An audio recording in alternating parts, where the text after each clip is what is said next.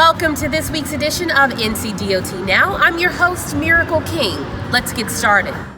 The North Carolina Division of Motor Vehicles has expanded its online services, and now customers can renew state-issued identification cards.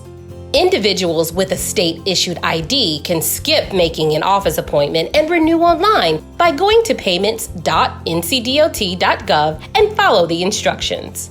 State-issued IDs can be renewed up to 6 months before they expire, but can't be done online if the card has already expired.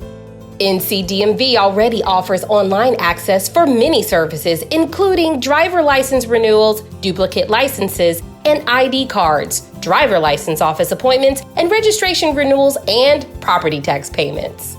As part of its litter removal efforts, the North Carolina Department of Transportation crews, contractors, and volunteers have now collected more than 3 million pounds of litter from state-maintained roadsides this year. Litter is unsightly, costs millions of dollars to clean up, and can hurt the environment, tourism, and the state's quality of life. Everyone should do their part by securing their loads before driving, holding onto trash until it can be disposed of properly, and recycling when possible. As a reminder, there's still time to be part of the effort to keep North Carolina roads clean. You can volunteer for the upcoming Spring Litter Sweep, which starts Saturday and runs through April 24th.